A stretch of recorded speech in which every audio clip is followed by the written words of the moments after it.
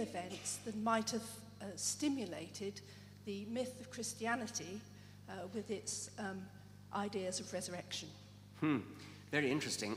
The questioner is referring to the book program in which you have to recommend 5 works of fiction. They show it actually wasn't the Elspeth Huxley one. The Elspeth Huxley one is a lovely book. That's Red Strangers.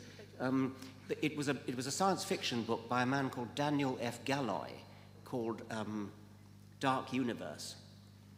And the plot of this is that we only learn this at the end of the book, but what actually happened in the science fiction story is that post-nuclear war catastrophe, pods of survivors were put in underground bunkers to wait out the radioactive fallout, which they did for many, many, many generations. And then they eventually emerged out into the light again. But one of these, I think it was 17 pods of survivors, something went wrong underground and the light failed. So they lived in perpetual darkness for many, many generations. And we join the story after many, many generations of living in perpetual darkness. And they've adapted pretty well. They've developed echolocation like bats and various other ways of surviving. But what's fascinating, and the questioner's bringing attention to it, is that light has remained in their vocabulary, but it's become a myth. Nobody knows what light is. Nobody's ever seen light.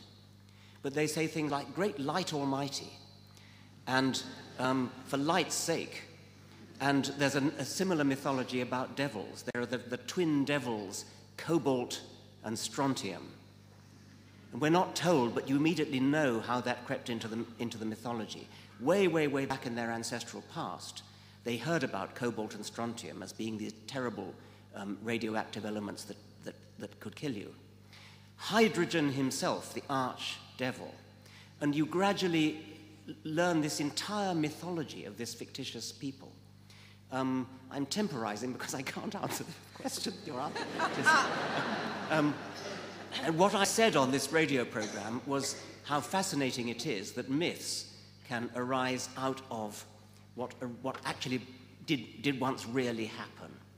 And I suppose the kind of thing one would be looking for would be to try to, those people who look at the biblical myths, stories of miracles and parting of the Red Sea and that kind of thing, and try to say what could have been the origin of that. And there are people who do that. Oddly enough, having just said how interesting I find that science fiction book, I've never got terribly interested in the attempts that people have made to account for religious beliefs, religious myths in terms of something that might really have happened. So I don't go out of my way to account for the parting of the Red Sea as being caused by an earthquake or something of that sort. I did ask specifically about